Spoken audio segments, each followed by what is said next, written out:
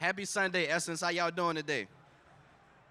My name is Oakley Jones, entertainment editor here at Essence, and today we have an amazing panel called Expanding Your Palette, How to Explore the Many Facets of the Arts. So today, we're gonna talk about the importance of incorporating fine arts in the Black community, its representation, as well as the future of art. So we have an amazing list of panelists today, and I want y'all to make some noise for my first guest.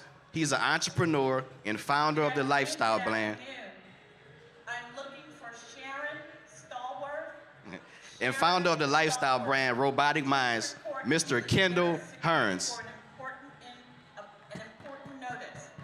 Sharon Stallworth, please report to the nearest security personnel for an important message. Next, we have recording artist, producer, and educator, T-Ray, the violinist.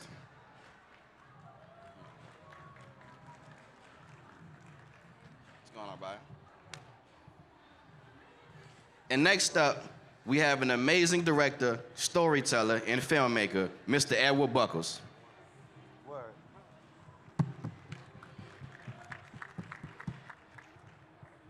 Right there, brother. Appreciate you, man. All right, so how y'all doing today? Y'all good? Doing good. Yes, sir.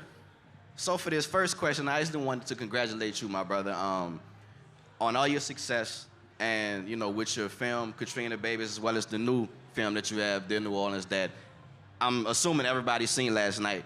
I wanted to ask, how do you feel about all your success right now, and where do you see yourself going in the future? Man, thank you for that. I appreciate you, man, for real.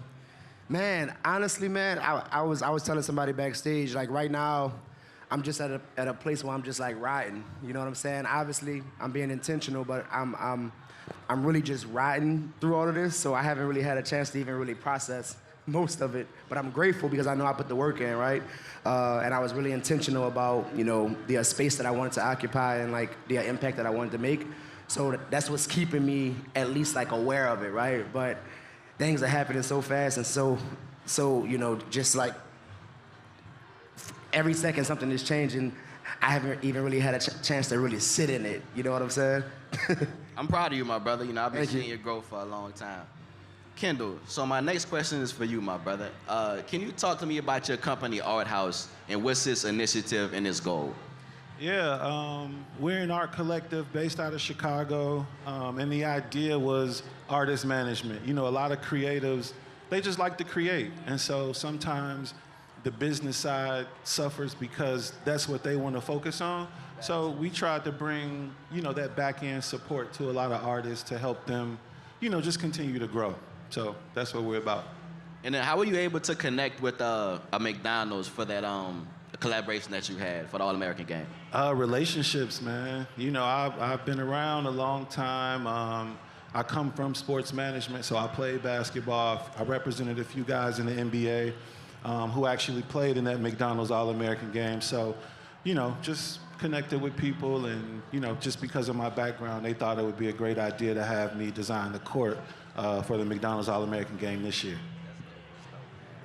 So my next question is actually going to be for all three of you gentlemen, but I wanted to start with you, T-Ray, you know, with you being a musician. When did your relationship with music begin? My relationship started at the age of 8 years old. That was when I first got introduced to the violin and just arts in general. So that's where my journey really started with music. All right, Kendall, when did your relationship with art begin? At what point in your life? 2012. I collected my first piece of art from an artist and a good friend of mine named Hebrew Brantley. He's from the south side of Chicago, like me. Hebrew has, man, grown into an incredible artist. His art is rooted in Afrofuturism, so it tells a lot of stories about the culture, and he's in amazing collections from Jay-Z to Swiss Beats, George Lucas, who created Star Wars. And so, you know, as he's grown, so has the value of my art. So I'm really appreciative, you know, but yeah, that's how I got started. So, Buck, same question for you, my brother. When did your relationship with art and like filmmaking, when did that start for you? Man, honestly, it started after Hurricane Katrina because Obviously, I think that it's been there. I think that, the way that my mind worked and things that I was attracted to as a kid, now it makes sense. So it's been there, but I think that it became intentional after Hurricane Katrina, when I was just, outside being like a knucklehead and getting in trouble. And my mom gave me an ultimatum, and she was like, yo, you're either gonna find a summer camp to go to, or you're gonna go to Harry Lee's boot camp. And like, if you know Harry Lee, he was like this super racist sheriff. And my mama threatened to send me to his boot camp because I was getting in trouble. So I found out about my cousin, Anthony Bean's Black Theater. Okay. And, every year he does, I think, 5 or 6 August Wilson plays. Okay. And as soon as I got into that theater that summer, my whole identity changed as an artist. And, I began to view like the world in like a different, way. So I would say that, Hurricane Katrina is definitely like responsible for shifting my focus and like, allowing me to be able to like view things, I guess, like through like an artistic way. Why do you think it's important to keep Black art alive? I mean, man, I feel like our art has been kept from us from like, for so long. I feel like our art, has been stolen from us. I feel like, our art has been co-opted and, quote unquote remixed, but really just copied. And I think that now we're back in this space where it's finally coming back to us, and where we're on the stages talking about it, right? Having 4 Black people right here talking about it, I mean, that's already challenging. Like, normally it's like mad, like prestigious people from like the institutions, like who don't look like us talking about our art. You know what I'm saying? So I think that it's important for, for us to take our narratives back in that space and understand that we do hold weight in that space. Not just our paintings, not just our art, but ourselves and our, perspective. Kendall, same question, my brother. Why do you think it's important to keep Black art alive? It's our stories. And I think, for the most part, a lot of people process easiest by visual. So to see it, it sparks conversation, you can learn from it, and it's just our expression. So it's important. But I want to speak on something you said, because you have an artist like Jean-Michel Basquiat, right? Who none of us really own his work. When you think about the institutions and collectors that own his work, they're not us. So that's why we need to participate more, because, when it's time to sell, if you decide to sell, we should be a part of that. And unfortunately for him, I don't think his family gets to participate in that much either. They license a lot of stuff now, but we need to tell our stories, be a part of our stories, collect our stories, so 10, 20 years from now, whether, again, you decide to sell or pass down to your child, then they have, that value. So that's why I think it's important. Yeah, please. Like, I something you said, like, also sparked something. It's like, so I got a chance to meet Basquiat's sister. Okay. Right? Yeah. And, they did a show last year at the same time that the show in London with, it was a show that was based on his work with, what is it, Warhol? Warhol, yeah. And look, it was just something about that whole narrative, because it seemed like the 2 shows were competing. Yeah. And like it seemed like, like the Warhol show had sponsors from like Louis V. And his sisters were fighting to even get access to like, like the work and like marketing it. So I think that it just goes back to this bigger conversation of how we are viewing art in our spaces and taking it seriously, right? Yeah. When we see it happening, but also just making sure that we own it, like all the way around. Like, you know what I'm saying? So it's like, even right now, all of my art, I'm also putting it in my niece's name, I'm putting it in my family's name, and I'm making sure that I'm getting the catalog, you know what I'm saying? And so, like, I think that we just have to get serious about, how we really take up space in this art space. So we don't want to be in a situation where we have something that's worth billions of dollars, but we don't have access to it, right? Don't eat none of that. Eat none of that. That's wild when you think about it. It's wild. And we're living in a space where black culture is the culture. Like, we've heard that time and time again, but also we're the biggest consumers, but we own the least amount of IP, intellectual property, and the things that we create. So I think it's very important for us to understand the value of what we're bringing to the table, and also not be afraid to, not only from a monetary standpoint, but just in general, be able to negotiate and ask for what we believe we deserve. Because a lot of times, even myself included, you know, I used to be a full-time music educator and teacher, and I just crossed the threshold of 10 years full-time as an artist. And one of the things that I struggled with early on was understanding the value of my art and what I'm bringing to the table. Not like a quote-unquote hourly rate thing, but just the time and the years that I put into building this craft. And I think that a lot of times we can put ourselves in spaces where we may feel the imposter syndrome, or we ask for less and in hopes that they'll say, okay, yeah, cool. But if we ask for more, we're like, I don't know, you know. So you have to be confident in the value of your art and what you're bringing to the table. And then, like you said, Buck, about ownership, you know, continuing to own and copyright, trademark your intellectual property, like that is very important. Yeah, great point. I'm glad you said that, though, my brother. I wanted to bring it back to you, too. What are some of the challenges that you faced as a musician early in your career? I would say, specifically as a violinist, the misconception that the violin can only do one type of music, or is only able to play in a certain capacity.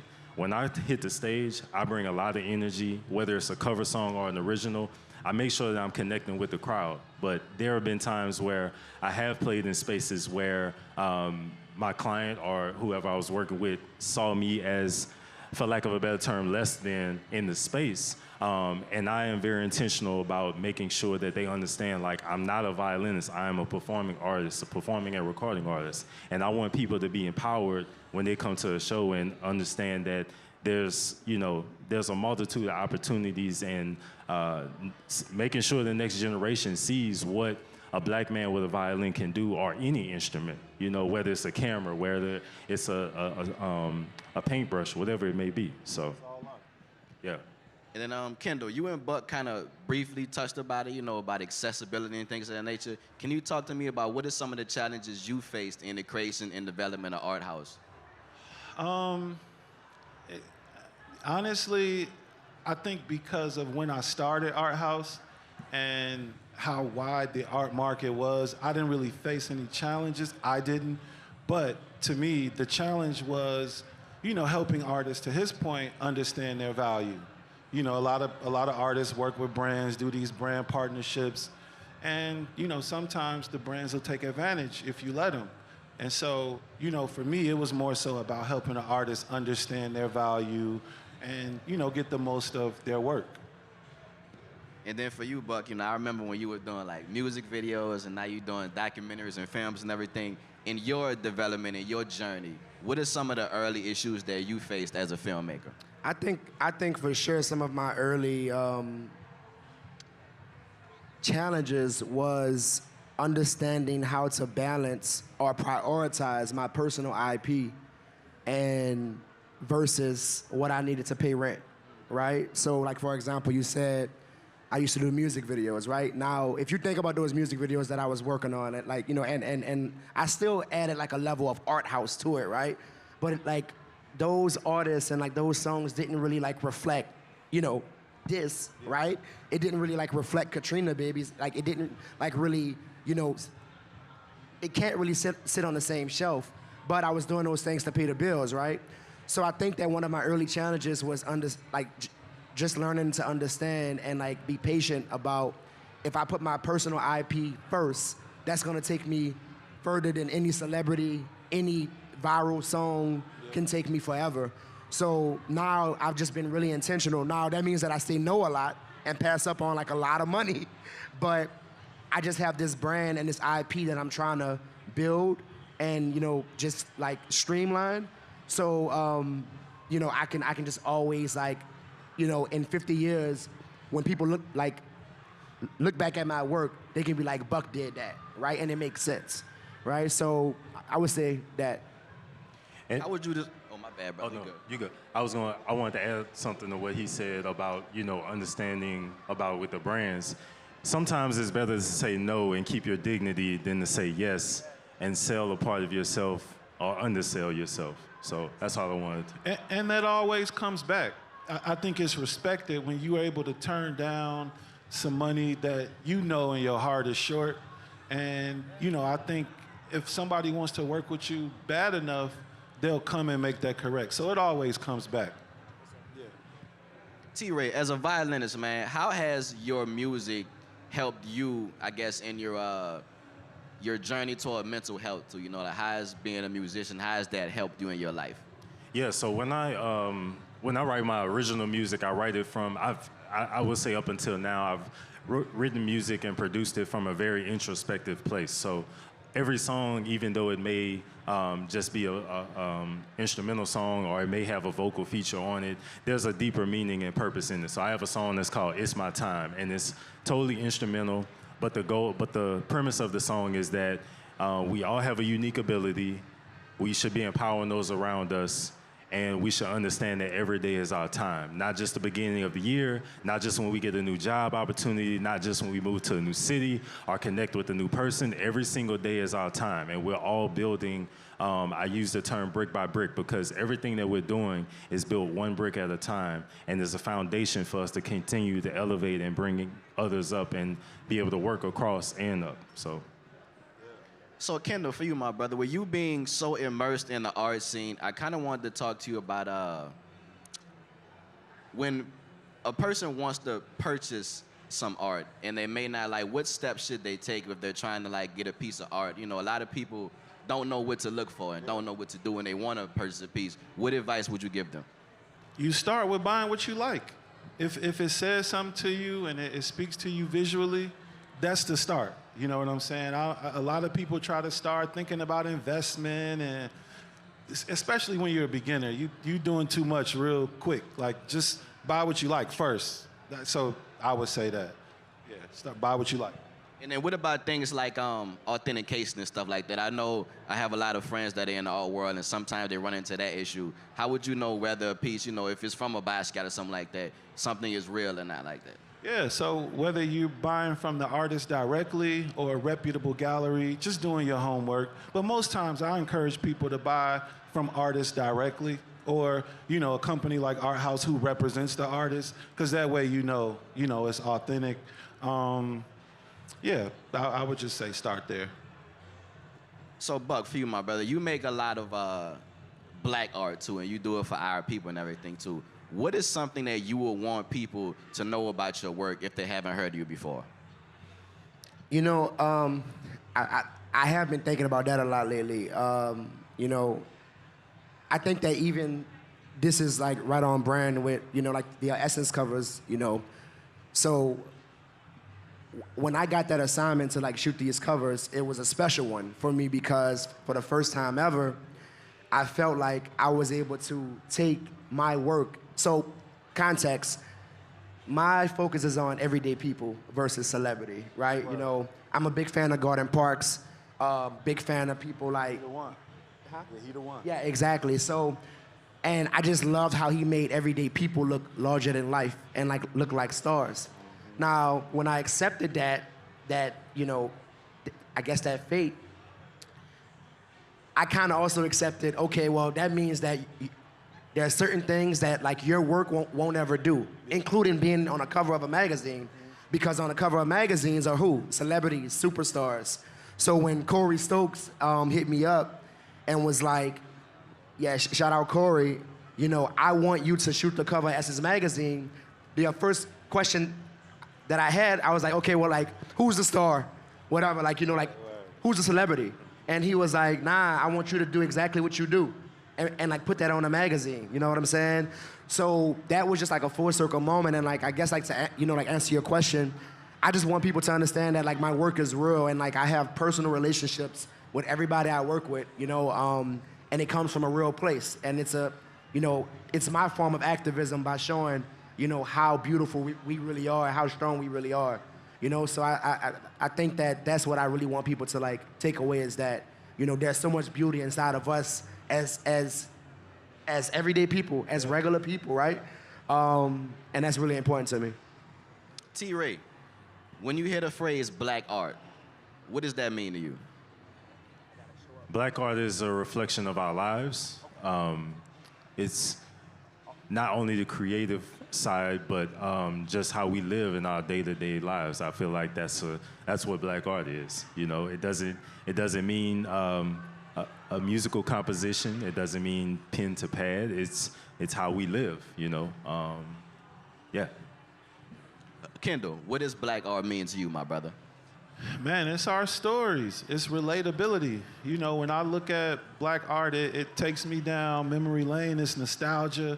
We share a lot of the same stories. And so to me, it's just us. It's who we are. It's what represents us. And I honestly think it's what'll be here after we're long gone and continue to do that. Same question, Buck. What does black art mean to you, my brother? I mean, black art has been saving this country and this universe since like before we were even here. Facts. It's been literally saving us. Yeah. Like, you know, if you think about the Harlem Renaissance. By the way, if you go to New York, there's this really great Harlem Renaissance show up at the Met, and my girl Sage put it together. So go and check that out. It's really, really, really beautiful. But, you know, when I think about black art, I don't just think about paintings. I think about writers. You know, I think about people like James Baldwin. Yeah. I think about people like Nikki Giovanni. I think about Langston Hughes, right? And the list goes on and on and on. Right.